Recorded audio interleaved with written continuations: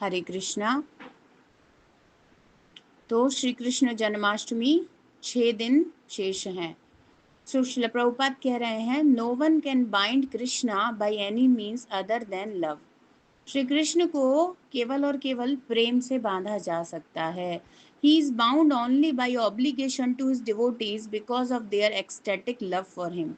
वो अपने भक्तों के द्वारा प्रेम से बंधते हैं, केवल और केवल, केवल और केवल शुद्ध विशुद्ध भगवत प्रेम के द्वारा, है ना। क्योंकि उन शुद्ध भक्तों के हृदय में, कल हम देख रहे थे अनभिलाषिता शून्यम, अन्य अभिलाषिता शून्यम, तो और कोई अभिलाषा नहीं होती है, केवल और केवल श्री कृष्ण की सेवा और समर्पण की इच्छा होती है। उसी से भगवान, केवल और केवल, और कोई इच्छा नहीं होती है। ऐसे शुद्ध भक्त वे अपने प्रेम से श्री कृष्ण को बांध लेते हैं, जैसे यशोदा मैया भगवान को बांध ली।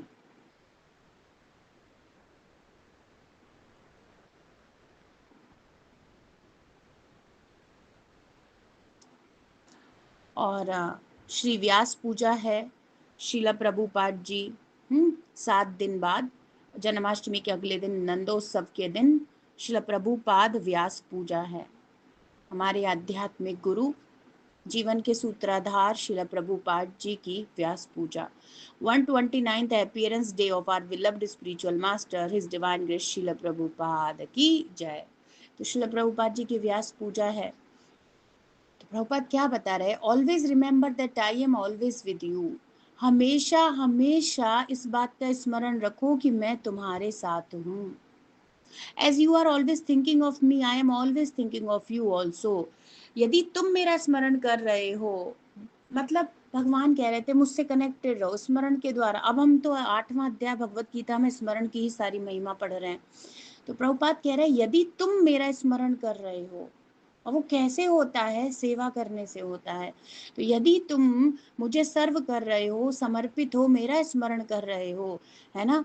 तो प्रभुपाद कह रहे हैं, I am always thinking of you also. मैं भी तुम्हारे बारे में सोच रहा हूँ, तुम्हारा स्मरण कर रहा हूँ, तभी तो कृपा प्राप्त हो रही है। तो हम लोग कैसे भक्ति में आगे बढ़ रहे हैं। Although physically we are not together, तो हो सकता है फिजिकल एसोसिएशन प्राप्त ना हो। अब यही तो समझने की, बुद्धि लगाने की बात है। हमेशा फिजिकल एसोसिएशन वपु और वाणी में से वपु हमेशा प्राप्त नहीं होगा। We are not separated spiritually but we are connected spiritually. समझ रहे हैं ना। यहाँ पर श्रील प्रभुपाद कह रहे हैं, पर आध्यात्मिक दृष्टिकोण से देखा जाए तो तुम मेरा स्मरण कर रहे हो, आज्ञा का पालन कर रहे हो, तुम मुझसे जुड़े हुए हो, मैं तुम्हारे बारे में सोचता हूँ। हम आध्यात्मिक बंधन से जुड़े हुए, स्पिरिचुअल लेवल का बंधन है। तो अब श्री कृष्ण है, हमेशा भगवान हमारे संग रहते हैं, परमात्मा के रूप में भगवान विराजमान रहते हैं। प्रभुपाद कहते हैं चैत्य गुरु के रूप में हमेशा श्री कृष्ण हमें मार्गदर्शन करते हैं। जो भक्ति करना चाहता है, ददामि बुद्धि योगम तम येन मामुपयान्ति ते। तो ये तो इटर्नल कनेक्शन है, स्पिरिचुअल कनेक्शन है। ये कनेक्शन फिजिकल लेवल पर, ये तो ग्रॉस है। फिजिकल लेवल के जितने भी कनेक्शन है, अब अगर इस शरीर की बात करें, ज्यादा से ज्यादा 70 वर्ष, 80, 100 तो अब किसी की होती नहीं है। और ये तो इटर्नल, जन्मे जन्मे प्रभु से, ये तो ऐसा कनेक्शन है। तो प्रभुपाद कह रहे वी आर नॉट सेपरेटेड, हम लोग अलग हैं ही नहीं। तो प्रभुपाद बताते, एक शिष्य अपने गुरु से यदि वो आदेशों का पालन करते हुए, सेवा समर्पित करते हुए जुड़ा हुआ है, तो वो कभी अलग है ही नहीं। So we should be concerned only with this spiritual connection. And even at that time, Prabhupada is writing to Gaur Sundar Prabhu. उनको लिख रहे हैं शिला प्रभुपाद कि अभी, और जबकि तो वहां होते हुए भी दूरी थी, क्योंकि प्रभुपाद प्रीचिंग कर रहे हैं, हर जगह जा रहे हैं, हमेशा हर भक्त को एसोसिएशन नहीं प्राप्त हो रहा है। Then even Prabhupada is saying, so we should be concern only with this spiritual connection. This is the real connection between the spiritual master and the disciple. क्या है, क्या अंतर है भाई। छोटी सी बात है, अगर आप प्रभुपाद की वाणी के द्वारा जुड़े हुए हैं, पुस्तकों का अध्ययन कर रहे हैं, उनके बताए हुए मार्गदर्शन, जो उन्होंने 4 नियमों का पालन, है ना, और 16 माला का जप कहा है, वो कर रहे हैं आप, पुस्तक अध्ययन कर रहे हैं, लेक्चर सुन रहे हैं, प्रभुपाद का पिक्चर है, हर चीज कुछ भी अलग नहीं है, प्रभुपाद साक्षात उपस्थित हैं तो सही। अपनी वाणी के रूप में हमें एसोसिएशन दे रहे हैं, और प्रभुपाद अर्च विग्रह के रूप में भी तो उपस्थित हैं। तो किसी भी प्रकार से ये नहीं कहा जा सकता सेपरेट हो गए हैं, दूर हो गए हैं, ये तो बुद्धि की बात है। हम नहीं जानते थे भगवान के साथ अपने संबंध को, शिला प्रभुपाद ने बताया, तब पता चला कि कभी भी सेपरेटेड नहीं है। और कल हम लोग पढ़ रहे थे जन्म मृत्यु से परे 5वां अध्याय, और अंतिम कुछ पन्नों में शिला प्रभुपाद लिख रहे थे। क्या लिख रहे थे बताओ, क्या लिख रहे थे? आप श्री कृष्ण को हर जगह अनुभव कर सकते हो, वो विधि पता होनी चाहिए। तो प्रभुपाद कह रहे हैं we should be concern only with this spiritual connection. विधि पता होनी चाहिए तो हम हमेशा कनेक्टेड रह सकते हैं ना, विधि नहीं पता है इसलिए तो दिक्कत है। तो प्रभुपाद कह रहे हैं कि यदि कोई क्या करता है, हरे कृष्ण महामंत्र के, है ना, हरे कृष्ण महामंत्र का उच्चारण करता है ना, तो हमेशा वो भगवान के संग है, श्री कृष्ण का संग कर रहा है वो। और प्रभुपाद कह रहे हैं कि जब जैसे चंद्रमा को चलते हुए व्यक्ति देखता है तो क्या होता है, चंद्रमा को देखता है तो उसको लगता है चंद्रमा मेरे साथ साथ चल रहा है। तो प्रभुपाद कह रहे हैं जब भगवान की एक निम्न लेवल की ये जो स्थिति है, जो पद और चंद्रमा इत्यादि और ये सब जो भौतिक क्रिएशन है, जब इसमें हम चंद्रमा को अपने संग अनुभव करते हैं, चल रहे हैं, तो रात्रि के समय, दिन में सूर्य को हम इस प्रकार से अनुभव करते हैं, तो श्री कृष्ण को अनुभव, भगवान तो सुप्रीम है, तो क्यों नहीं अनुभव किया जा सकता। हमेशा आप श्री कृष्ण का संग प्राप्त कर सकते हो, उनके नाम का उच्चारण करके, उनके सेवा में समर्पित होकर, तो सेम अप्लाई होता है।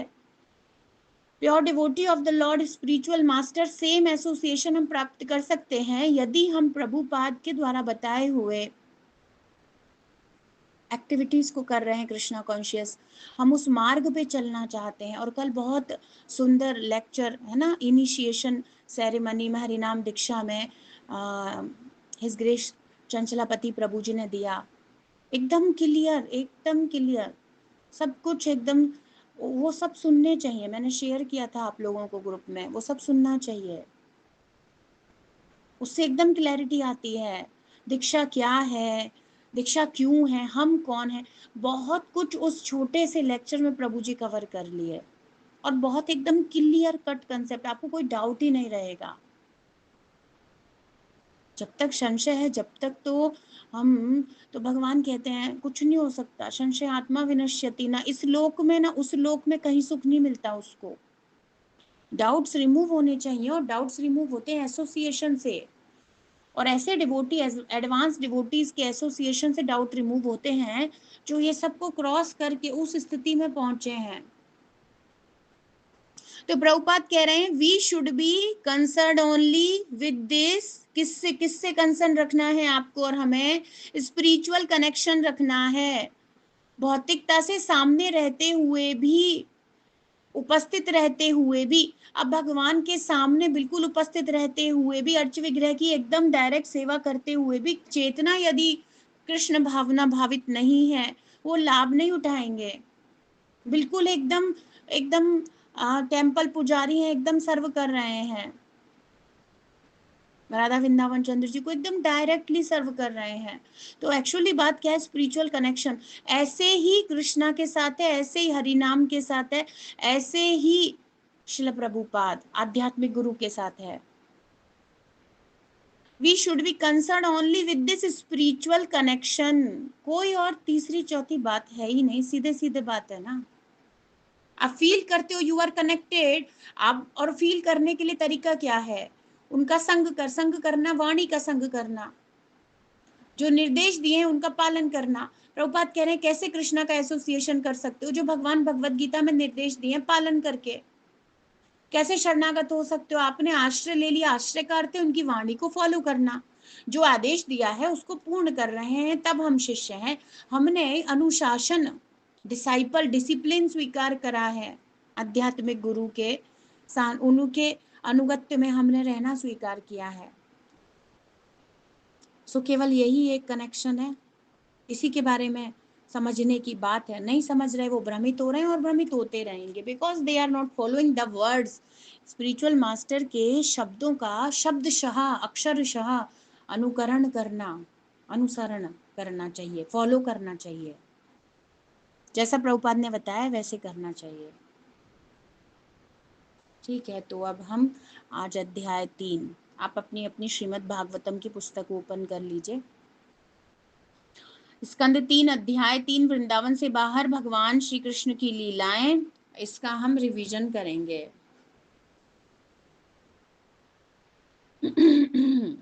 तो इससे पहले के अध्याय में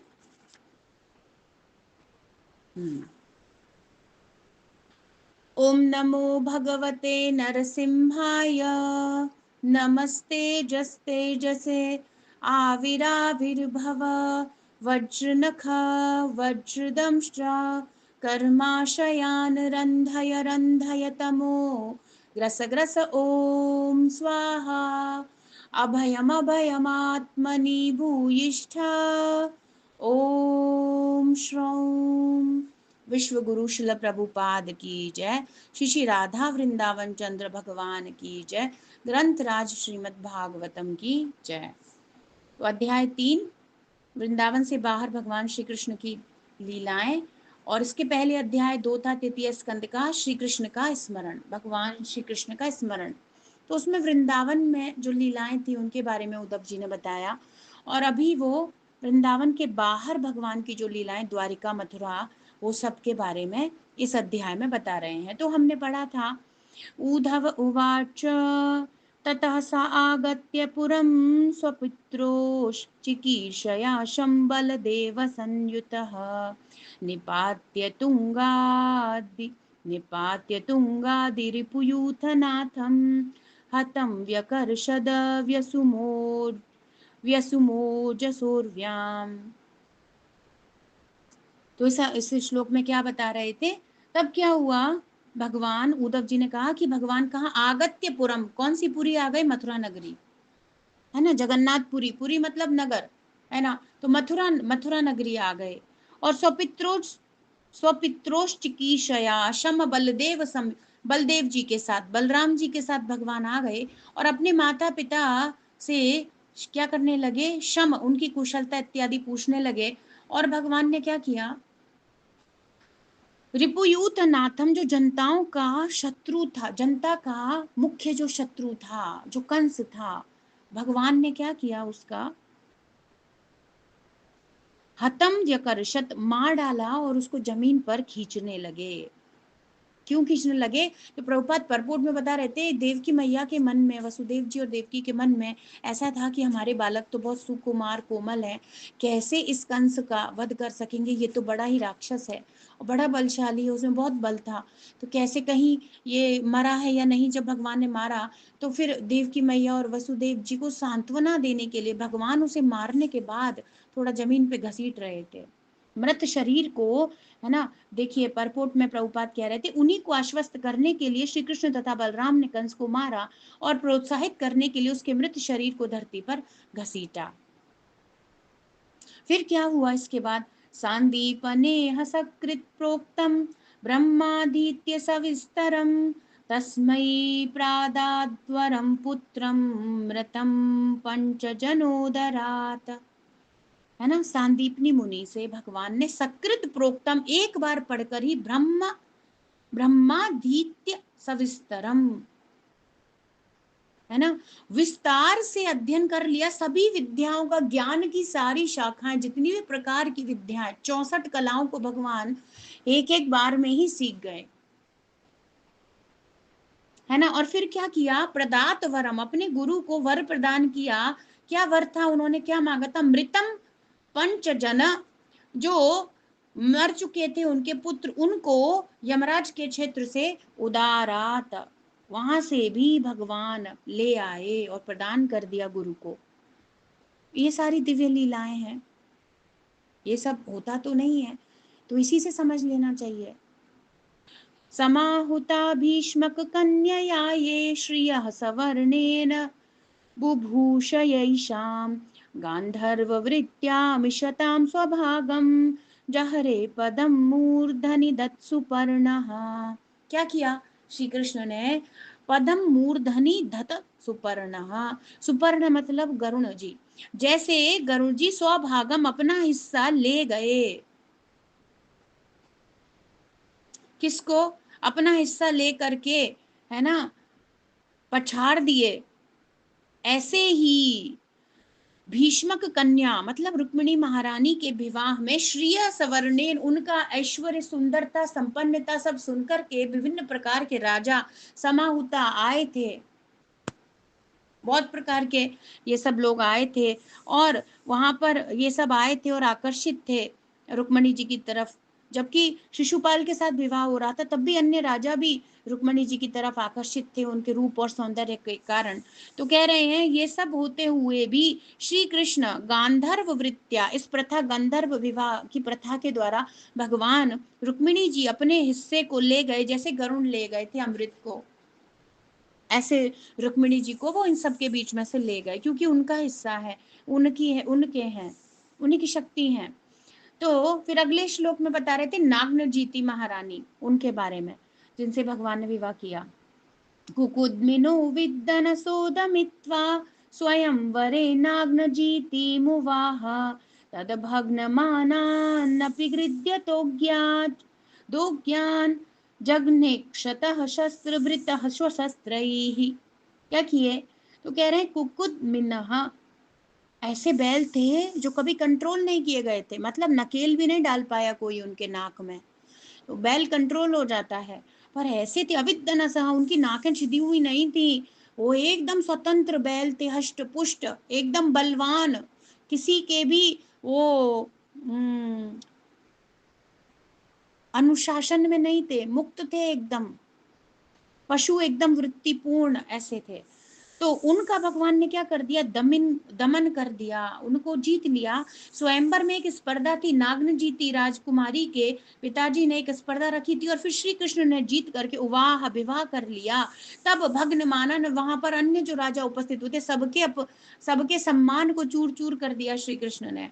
और फिर वो मूर्ख जन जगने अक्षत शस्त्र भृतः स्वशस्त्री, भगवान से युद्ध करने की इच्छा से आ रहे थे, तो भगवान ने अपने शस्त्रों को धारण करके उन सब को, कुछ को मारा, कुछ को घायल कर दिया, क्षत विक्षत कर दिया। प्रियम प्रभुरुग्राम्य इव प्रियम प्रभुरुग्राम्य इव प्रियाय विदित सुराच्छद दत विदित सुराच्छद दयुतरुं यदर्थे वृज्याद्रवत्तं सगणोरुषान्धः क्रीडा मृगो नूनमयं वधूनाम। फिर एक और सुंदर भगवान ने लीला करी, क्या करी, है ना, प्रियम, अपनी प्रिय, कौन? सत्यभामा जी, है ना। तो भगवान ने अपनी प्रिय पत्नी सत्यभामा की इच्छा करने पर सुरार्छद द्यदु सुरार्छद द्युत द्युतरुम, एक पारिजात नाम का वृक्ष था, पारिजात के पुष्प आते हैं, वो पारिजात के वृक्ष को द्युतरुम, वो एक बहुत ही सुंदर वृक्ष था जो केवल स्वर्ग में पाया जाता था। आर्छत, भगवान उसको वहां से उखाड़ कर ले आए।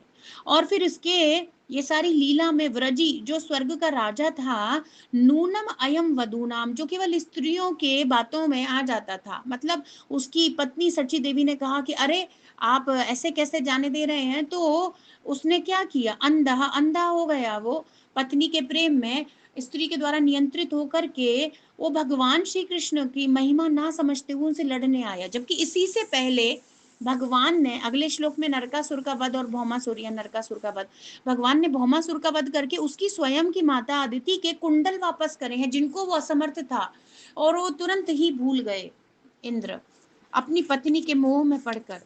क्या थे? अयम वधूनाम अंधा क्रीडा मृग, कठपुतली के समान हो गया। अभी क्या हुआ, फिर अगले में बता रहे हैं, सुतम हृदेखम वपुषाग्रसंतम दृष्ट्वा सुनाभोन्मथितं धरित्र्या आमन्त्रितस्तत्तनयाय शेषं दत्त्वा तदन्तः पुरमाविशेष पुरमाविवेशः पुरमाविवेश। क्या किया? कह रहे हैं कि धारित्र्या, जो धरती है, पृथ्वी है, सुतम मृधे, अपने उनका जो पुत्र था, खम वपुषा, बड़ा ही विशाल शरीर धारण कर लिया और निगलने लगा सब कुछ, ग्रसंतम, सब कुछ खा जाएगा ऐसा व्यवहार करने लगा, है ना। इस प्रकार से सुनाभ, भगवान ने अपने सुदर्शन चक्र से उसकी गर्दन काट दी, मार डाला, उसका वध कर दिया श्री कृष्ण ने, वो कष्ट देने वाला बन गया था, है ना। फिर क्या हुआ, फिर जब पृथ्वी ने क्या किया, अपने पुत्र नरकासुर के पुत्र के लिए प्रार्थना की, भगदत्त है ना, उसके लिए उन्होंने प्रार्थना की, अंतःपुरम अविवेश, और उन्होंने कहा कि इसको अपनी शरण में ले लीजिए। हमने बहुत सुंदर प्रार्थनाएं कृष्णा बुक से पढ़ी थी, तो उन्होंने कहा प्रभु उसको अपने चरण कमलों की शरण में ले लीजिए, अब ये पुत्र तो अकेला हो गया और बहुत ही डरा हुआ है ये सब महासंगार देख करके। तो भगवान ने उसे स्वीकार कर लिया और राज्य दे दिया, जो नरकासुर भौमासुर का जो राज्य था भगवान ने उसे दे दिया, और भगवान अंतःपुर में प्रवेश किए। क्यों प्रवेश किए, तो कह रहे हैं तत्राहृतास्ता नरदेव कन्याः कुजेन दृष्ट्वा हरिमार्तबन्धुम् उत्थाय सद्यो जगृहु प्रहर्ष व्रीडानुराग प्रहितावलोकैः। हरि आर्त बंधु हैं, दुखियों के दुख को दूर करने वाले सुहृद हैं। ऐसे परम भगवान जब उस महल में प्रवेश किए तो वहां पे नरदेव कन्या कुजेना, उन असुरों द्वारा नरदेव कन्या राजाओं की पुत्रियों को, है ना, बंदी बनाकर रखा गया था भाई, आहता, उनको अपहरण कर लिया था नरकासुर ने। इस प्रकार से प्रताड़ित हो रही थी वो युवतियां, तो उनको उत्थाय सद्यो जगृहु प्रहर्ष व्रीडानुराग प्रहितावलोकई, जैसे ही उन्होंने प्रहितावलोकई, उत्सुक हृदयों से श्री कृष्ण के दर्शन किए, तत्काल सद्य वहीं पर उन्होंने खुशी और लज्जा के साथ श्री कृष्ण को अपने पति के रूप में जगृहु स्वीकार कर लिया और उनके प्रति प्रेम से समर्पित हो गई। क्यों, क्योंकि हरि आर्त बंधु, वे हर दुखी जीव के स्वामी हैं, वे दुख में थी अत्यंत, और उन्होंने अपने रक्षक को देखा और स्वीकार कर लिया, अपना जीवन समर्पित कर दिया। और वहां पर प्रभुपाद बताए मन से उन लोगों ने स्वीकार किया, और 16,100 रानियों ने और युवतियों ने एक साथ स्वीकार किया, एक साथ श्री कृष्ण ने सबको स्वीकार कर लिया। Very beautiful purport was that. Prabhupada said कि भगवान को उन्होंने हृदय से स्वीकार, तो सारा स्पिरिचुअल कनेक्शन है ना, हृदय की बात हो रही है, ये तो हृदय की बात है। So when Prabhupada is saying we should be concerned only with the spiritual connection, तो फिर क्या है, तो हृदय से स्वीकार करने की बात है। जो श्रील प्रभुपाद के वचन धारण कर रहे हैं, स्वीकार कर रहे हैं, तो प्रभुपाद उनको स्वीकार कर रहे हैं। दिक्कत क्या है इसमें, क्या दिक्कत है बताइए। भगवान को इन्होंने हृदयों से स्वीकार कर लिया, भगवान ने उन्हें स्वीकार कर लिया, पर हाँ उसका प्रोसीजर भी है। हाँ, वो प्रोसीजर को हम फॉलो करते हैं, उनके वचनों को मानना, उनको समर्पण करना, भक्ति में सेवा के द्वारा समर्पित हो जाना, वही हम अपने आध्यात्मिक गुरु के लिए करते हैं। आशां मुहूर्त एकस्मिन् नानागारेषु योषितां सविधिं जगृहे पाणिन् अनुरूपः स्वमायया। अपनी माया के द्वारा, अपनी अंतरंगा शक्ति के द्वारा, आशाम मुहूर्त, वो सब जो योषिताम, जो भी स्त्रियां थीं, उन सबको नानागारेषु, विभिन्न विभिन्न महलों में, विभिन्न विभिन्न कक्षों में भगवान ने उनको व्यवस्था कर दी, अलग अलग महलों में उन्हें रख दिया गया, द्वारिका पहुंचा दिया गया, और उन सबके साथ श्री कृष्ण ने पाणीन, है ना, विवाह स्वीकार किया। और अनुरूपहा, जैसी यथा योग्य उचित व्यवस्था थी सब वैसी ही कर दी। और हमने देखा था भगवान 16,100 रूपों में एक समय में ही पूर्ण, वो पूर्ण रूप श्री कृष्ण ही है, विस्तारित हो गए। ओम पूर्णमदः पूर्णमिदम्, वे हमेशा पूर्ण रहते हैं। श्री कृष्ण विस्तारित होकर उनको स्वीकार कर लिए, और सबके साथ भगवान ने एक ही मुहूर्त में, एक ही समय में विवाह किया। तो ये सब दिव्य लीलाएं हैं। ता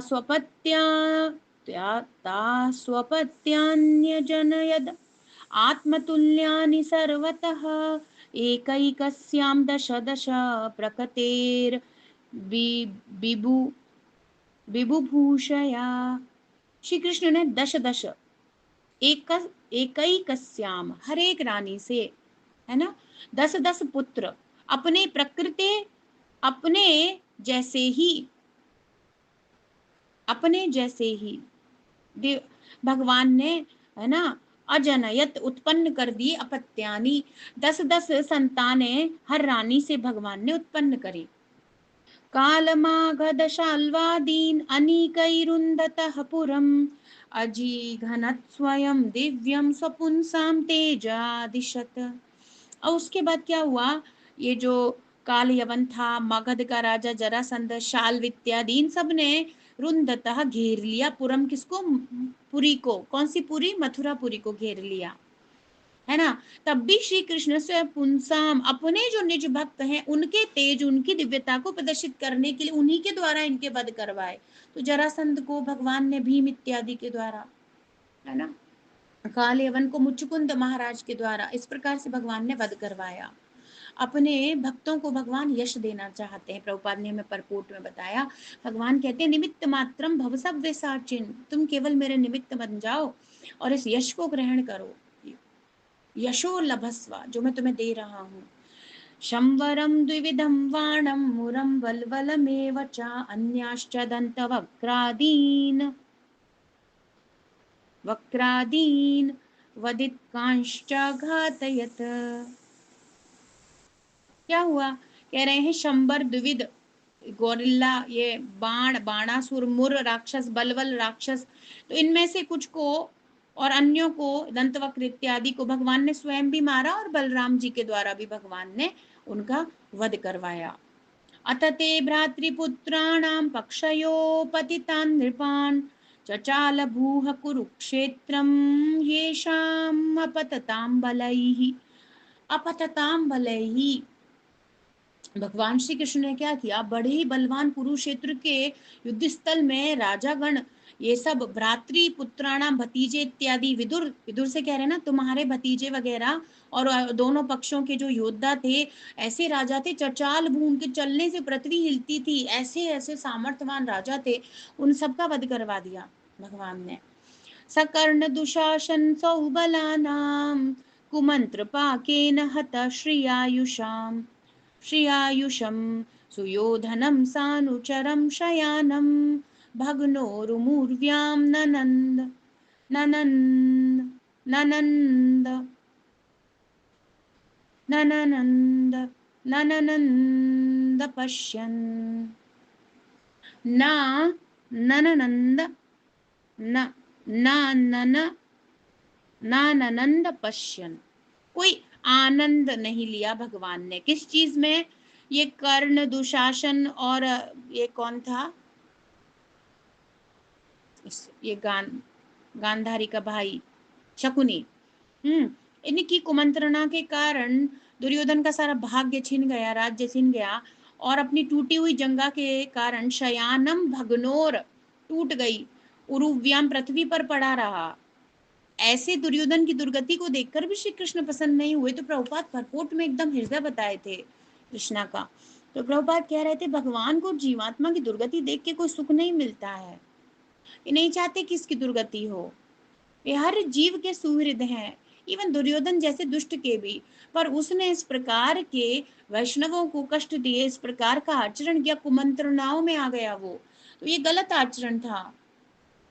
आज वो इतना कष्ट भोग रहा था, पर उसके जीवन की ऐसी स्थिति देख के परम भगवान को कोई सुख नहीं मिलता, जीव की दुर्गति देखकर। वे तो चाहते हैं सब जीव वापस भगवत धाम चलें, बैक टू गॉडेड। बताओ, भगवान कभी किसी के लिए कुछ और गलत सोचते ही नहीं है, वे हमेशा हर जीव का कल्याण सोचते हैं। और यदि दंडित भी किया जा रहा है तो उसे पवित्र करने के लिए दंडित किया जा रहा है। कोई कहेगा फिर दंड क्यों देते हैं, प्यार से समझाएं, प्यार से तो समझा रहे हैं। गए थे भगवान तो शांति दूत बनकर भी गए थे, पर प्यार से कहाँ समझना चाहते हैं।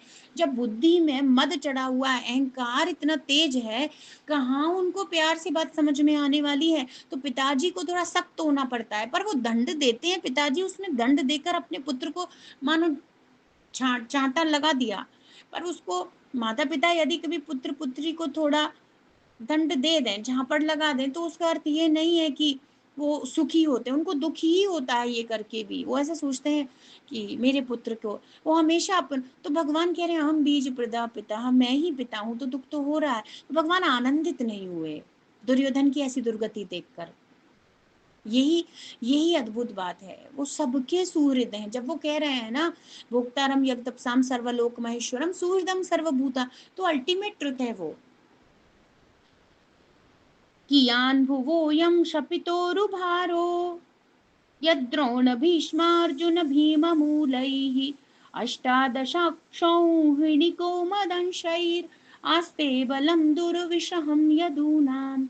तो भगवान सोच रहे थे, ये बहुत सारी, अब क्या कहा जाए, बहुत सारे अष्ट, कौन कितनी थी, 18 अक्षौहिणी सेना को तो युद्ध कुरुक्षेत्र में भीम के द्वारा, भीष्म के द्वारा, अर्जुन के द्वारा, द्रोण, इन चारों योद्धाओं के द्वारा समाप्त करवा दिया। पर अभी भी भगवान को एक आशंका हो रही थी कि यदुवंश की बहुत अथाह शक्ति रह गई है, अब यहाँ से सब लीला का सब समापन करके जाना है, तो फिर क्या बाद में ये कोई कष्ट ना उत्पन्न हो जाए। क्योंकि प्रभुपाद एक्सप्लेन किए परपोर्ट में, यदुवंशी सब भगवत भक्त हैं, देवी देवता, उच्च लोकों के निवासी हैं, या भगवान के अंश, स्व अंश इत्यादि हैं। तो उनको कोई और तो कोई हानि पहुंचा नहीं सकता, ना उनको काल कोई प्रभाव डाल सकता है उनके ऊपर कोई और, क्योंकि वे भगवान के रियल एसोसिएट्स हैं, भगवान के साथ रहे हैं द्वारिका में, भगवान को सर्व करे हैं, तो उनकी तो किसी भी प्रकार से अब कोई गति हो नहीं सकती। वो उनको कोई श्राप कुछ नहीं, कोई भी टच नहीं कर सकता। They are in the protection of the supreme personality of Godhead. तो उन्हीं को सोचना पड़ा कि अब इनको भी लेके जाना होगा, वरना ये तो अनंत समय तक यहीं रहेंगे। तो भगवान क्या कर रहे थे, मिथो यदैषां भविता विवादो मद्वात् मदाताम्रविलोचनानां नैषां वधोपाय इयानतोऽन्यो मय्युद्यते अंतरदधते स्वयं स्म। तो भगवान ने क्या किया, यदैषा, जब ऐसा होगा, क्या, जब भगवान कह रहे हैं स्वयं, ये लोग कैसे, विवादो, अपने आप एक विवाद क्रिएट होगा, कैसे होगा, मधु आमद, नशा करने के कारण, अताम्र विलोचना नाम, क्या हो जाएगा, ताम्र जैसी लाल लाल आंखें करके इनको क्रोध आ जाएगा, वो मदिरा पान करने के कारण। और फिर ये क्या करेंगे, एक दूसरे के वध के लिए दृढ़, मतलब एक दूसरे के वध करने के लिए प्रेरित हो जाएंगे। और इसके अलावा नई शाम ना एशाम वध उपाय, इनके विलुप्ति का कोई और साधन है नहीं कि इन्हें यहाँ से वापस ले जाया जाए जहाँ से आए हैं, है ना, उनके लोकों में, देवी देवताओं जो हैं उनके वहाँ के लोकों में, और भगवान के पार्षद हैं तो अपने नित्य लोक में भगवान उन्हें वापस ले जाए। उन सब के लिए एक ऐसा, भगवान ने एक ऐसा लीला तैयार किया जिसमें आपस में मदिरा पान करके वो लड़ने लगेंगे। इस प्रकार से यदुओं का भगवान ने भाग्य निर्धारित किया।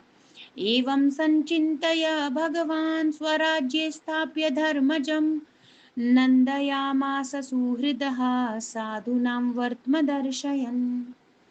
भगवान ने ये सब सोच लिया यदुओं का क्या करना है, उसी बीच में भगवान ने स्वराज्य स्थाप्य धर्मजम, धर्मराज युधिष्ठिर के राज्य की एक क्षत्र स्थापना कर दी, स्वयं द्वारिका भी उन्हीं के गाइडेंस में चलेगा। बताओ, तो जो युधिष्ठिर महाराज है उन्हीं के गाइडेंस में भगवान ने अपने नगर द्वारिका को भी कर दिया। ऐसे एक क्षत्र राज्य की स्थापना करी, क्यों, साधु हैं, वे साधु हैं, सुहृद हैं हर जीव के, वर्तम दर्शन, और सबको भगवत भक्ति का मार्ग दिखाएंगे। ऐसे प्योर डिवोटी के गाइडेंस में भगवान ने सारे राज्य कर दिए और स्वयं को भी वहीं छोड़ दिया, स्वयं द्वारिका को भी उन्हीं के संचालन में दे दिया। मतलब अब वो ही राजा कहलाएंगे। अश्वमेध यज्ञ सब कराए, 3 आगे बताया जाएगा। फिर क्या हुआ इसी बीच में, उत्तरायाम धृतः पूरोर वंश वंशः साध्वभिमन्युना स वै द्रोण्यस्त्र संप्लुष्टः पुनर्भगवता धृतः। तो द्रोण्यस्त्र से उत्तरा के गर्भ को, जो साधु अभिमन्यु और उत्तरा माता के पुत्र थे, परीक्षित महाराज को नष्ट कर दिया गया, भगवान ने वापस जीवित कर दिया, भगवता, भगवान ने उनको धर लिया, भगवान ने उनको बचा लिया, श्री कृष्ण ने उनकी रक्षा कर ली, है ना। तो अयाजया धर्म सुतम अश्वमेधैस्त्रिभिर्विभुः सोऽपि क्षमामनुजैः रक्षन् रक्षन् रेमे कृष्णमनुवृतः। तो कह रहे हैं क्या हुआ, इसके साथ साथ ही जैसे युधिष्ठिर महाराज को उन्होंने एक शत्रु राज्य देकर स्थापित कर दिया, उनके ख्याति के लिए 3 अश्वमेध यज्ञ कराए जो 100 अश्वमेध यज्ञों से भी अधिक प्रभावशाली थे, भगवान ने स्वयं संपन्न कराए। और पृथ्वी पर क्षमाम, पृथ्वी पर अपने अनुज भाइयों के साथ धर्म की रक्षा करते हुए कृष्ण भगवान के अनुव्रत अनुगामी होकर भगवान के द्वारा दिए गए धर्म को फॉलो करते हुए कृष्ण भावना भावित भक्ति में समर्पित होते हुए युधिष्ठिर महाराज और उनके भाइयों अनुजय ने राज्य किया और पृथ्वी को प्रोटेक्ट किया और धर्म का मार्ग दिखाया। भगवान अपि विश्वात्मा लोक वेद पथानुगः कामांशिषेवे द्वारवत्याम असक्तः सांख्यमास्थितः। वे परम भगवान जो विश्वात्मा है, सारे संसार के स्वामी प्राण है, ब्रह्मांड के परमात्मा है, उन परम भगवान ने वेद पथ अनुगः, वेदों को जो शास्त्रों में धर्म बताया है उसी को अपने जीवन पर गृहस्थाश्रम में फॉलो किया।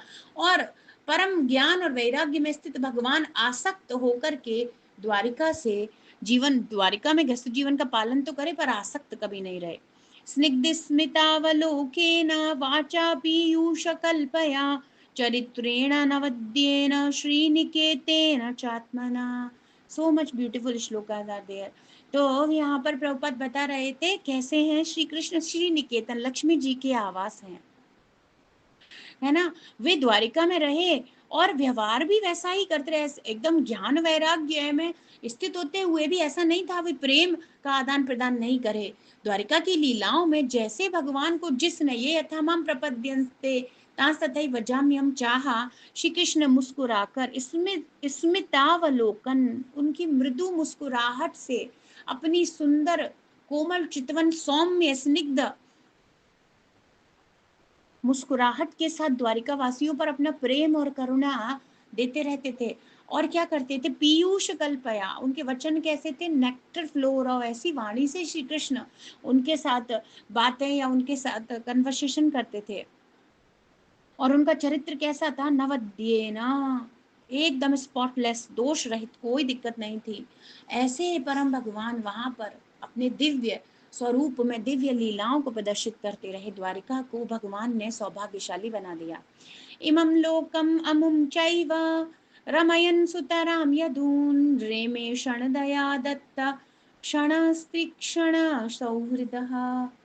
क्या किया उन्होंने, रमण किया, आनंद लिया द्वारिका में, यदुओं के साथ अपनी विभिन्न लीलाएं, इस लोक में जो लीलाएं हैं सब, इन सब सुंदर लीलाओं का आनंद लिया। और सौहृदय स्त्री क्षणा, अपनी दाम्पत्य जीवन में अपनी पत्नियों के साथ भी मैत्री और प्रेम पूर्ण भगवान विहार किए। तस्यैवं रममाणस्य संवत्सर गणान् बहून् गृहमेदेषु योगेषु विरागः समजायत। और भगवान ने इस प्रकार से अनेक वर्षों तक रममाणस्य गृहस्थ जीवन का आनंद भी लिया और फिर उन्होंने उत्कृष्ट वैराग्य इत्यादि को भी प्रदर्शित कर दिया, है ना। दैवाधीनेषु कामेषु दैवाधीनः स्वयं पुमान् को विश्रम्भेत योगेन योगेश्वरम अनुवृतः। जो भक्ति योग में स्थित है, परम भगवान का अनुव्रत है, उनकी सेवा करता है, उसमें वो दृढ़ श्रद्धा मिलेगी जो श्री कृष्ण की ऐसी दिव्य लीलाओं को समझ ले।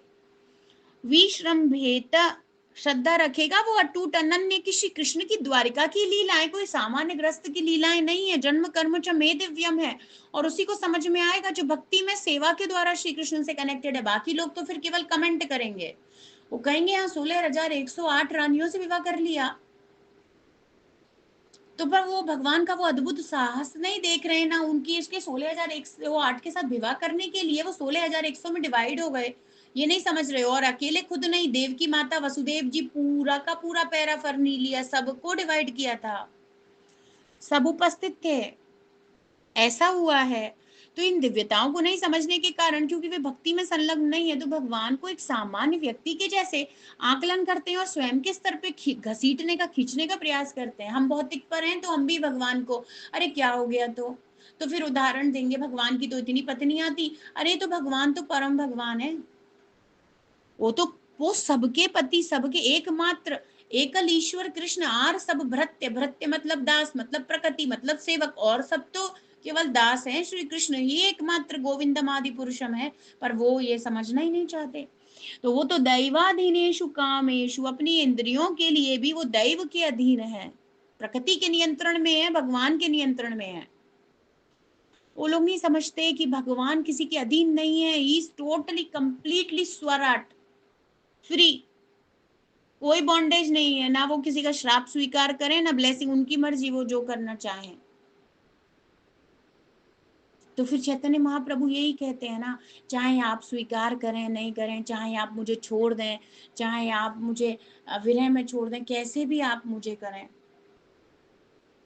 आश्लिष्यवा ना, कहते हैं आपके अलावा मेरा और कोई नहीं है स्वामी, ये अनन्य भाव है। पुर्याम कदाचित क्रीडाद्भिर यदुभोज कुमारकैः कोपिता मुनयः शेपुर भगवन मत कोविदा। तो एक्चुअली क्या हुआ बाद में, ये यदु और भोज के जो कुमार थे, ये राजा, ये राजकुमार इत्यादि थे, इन्होंने क्या किया, एक बार क्रीड़ा करते हुए कुपित कर दिया मुनियों को। लेकिन मुनियों को पता है यदुवंशी है, डायरेक्ट श्राप देने की हिम्मत नहीं है, पर मुनि ये समझ गए, वो जो मुनिगण थे वो ये समझ गए कि भगवान मत कोविदा, श्री कृष्ण ही हमसे ये कार्य कराना चाहते हैं, इसीलिए उन्होंने श्राप दे दिया, सोच समझ के दिया है, ऐसा नहीं दे दिया श्राप। और उससे शिक्षा प्रदर्शित करी समाज के लिए कि भक्त गणों का, मुनि गणों का, वरिष्ठ वैष्णवों का अपमान नहीं करना चाहिए। पर यदुवंशी भी भगवान के शुद्ध भक्त हैं, और भगवान मत कोविदा, भगवान ऐसी इच्छा कर रहे हैं यदुवंश के विलोपन के लिए, भगवान ये लीला कर रहे हैं, तो they also participated through a श्राप, कि भैया श्राप के थ्रू ही सही पर भगवान की लीला में हम लोग पार्टिसिपेट कर लें। They knew that Krishna wanted that, इसीलिए वो श्राप दिए हैं, अदरवाइज कोई श्राप थोड़ी दे सकता है यदुवंश को। प्रभुपाद कह रहे थे काल का प्रभाव हो नहीं सकता, किसी का प्रभाव यदुवंश पे होगा नहीं। ततः कतिपयैर्मासै, तो भगवान ने ब्राह्मणों को ही सर्वोपरि स्थापित कर दिया इसके द्वारा, इस लीला के द्वारा, कि वैष्णव और ब्राह्मणों को कुपित नहीं करना चाहिए। तो श्री कृष्ण अद्भुत हैं, अद्भुत। आप मतलब आप और हम लोगों की तो क्या ही बात करें, कौन ये सोच सकता है कि इतना सब कुछ हो भी जाए और उससे जो शिक्षा देना चाहता हूँ वो भी मिल जाए और जीव का कल्याण भी हो जाए। मतलब एक चीज के साथ भगवान अल्टीमेट, एक लीला के साथ असंख्य जीवात्माओं का और इस पूरे के पूरे सारे भौतिक जगत के जीवात्माओं का कल्याण करते हैं। ये सुंदर एक छोटी सी लीला प्रदर्शित करके भगवान की इतनी नित्य असंख्य लीलाएं हैं, और एकदम कैसे, जैसे भागवतम में कहा गया है, जैसे झरना बहता है, इतनी असंख्य धाराएं हैं, ऐसी लीलाएं हैं। जैसे फव्वारा होता है ना, हम लोग फव्वारे से रिलेट कर सकते हैं, हमने तो विशाल झरने देखे नहीं, तो हम ऐसे कनेक्ट कर सकते हैं। तो प्रभुपाद बता रहे हैं, तो क्या हुआ, ततः कतिपयैर्मासैर्वृष्णिभोजक वृष्णिभोजानन्द वृष्णिभोज अंधकादयः ययुः प्रवासं संहृष्टा रथैर्देवा विमोहिताः। क्या हुआ कि वो जो वृष्णि भोज अंधक वंश के जो राजकुमार थे, वो सब क्या हुआ, एक बार प्रभास क्षेत्र में चले गए, संघृष्ट अत्यंत प्रसन्नता पूर्वक अपने रथों पर चढ़कर भगवान की माया शक्ति द्वारा मोहित होकर, अब भगवान को वो लीला करनी थी, है ना, तो वे चले गए। तत्तृष्णात्वा पितॄन् देवान् ऋषींश्चैव तदम्भसा तर्पयित्वाथ विप्रेभ्यो गावो बहुगुणा ददुः। फिर क्या हुआ, उन्होंने वहां जाकर पितरों को, देवों को, ऋषियों को, ब्राह्मण इत्यादियों को तर्पण किया, और फिर क्या किया, विप्रेभ्यो गावो बहुगुणा ददुः, उन्हें बहुत अच्छी दुधारू अच्छी अच्छी गैयाएं दी भगवान ने, दान दे दी। हिरण्यम रजतम शै हिरण्यं रजतं शय्यां वासांस्यर्जिन कम्बलान् यानं रथानि भान्कन्या धरां वृत्तिकरीमपि उनको सब कुछ प्रोवाइड कराया गया। जो विप्र थे, जो ब्राह्मण थे, उनको यथा योग्य सोना, चांदी, है ना, बिस्तर, कंबल, वस्त्र, रथ, हाथी, घोड़े, जो भी आवश्यकता थी, गैयाएँ सुंदर-सुंदर और पूरी सजी-धजी गैयाएँ और उनकी आजीविका के साधन, धन इत्यादि ये सब भी, और कन्या यदि कोई अविवाहित ब्राह्मण था, सब कुछ प्रोवाइड, सुपोषित गाय। तो गाय दान देना आजकल के जैसा नहीं है केवल गैया दान, उसके साथ सुपोषित अच्छी गाय होती थी और उसके साथ उसका पूरा मैनेजमेंट दिया जाता था, इतने वर्ष का या इतने महीने का उसका खाद्यान्न, क्योंकि वे तो ब्राह्मण होते थे। वे तो ब्रह्म की सेवा के अलावा, श्री कृष्ण की सेवा के अलावा और कुछ नहीं करते थे। तो उस प्रकार का गोदान तो आजकल पॉसिबल भी नहीं है ना? अन्नम चोरुरसम तेभ्यो दत्वा भगवदर्पणम गोविप्रार्था गोविप्रार्था सवः शूरः प्रणेमुर्बुभु प्रणेमुर्बुभिमूर्ध्विः। क्या किया? भगवत अर्पण, प्रसाद, अन्न इत्यादि उच्च कोटि की वस्तु है, टेस्टी रसम, है ना, अत्यंत स्वादिष्ट उरु रसम। कृष्णा वो जो यदुवंशी थे वो प्रोवाइड करे ब्राह्मणों को और गैयाएं प्रदान करे विप्रों को, ये सब दिए। और उन महारथियों ने प्राणेमु प्रणाम किया, भूमि पर झुककर, अपने सिरों को भूमि पर रखकर विप्रों को पूर्ण आदर सम्मान दिया। तो फिर ये लीला कैसे हो गई कि श्राप लग गया?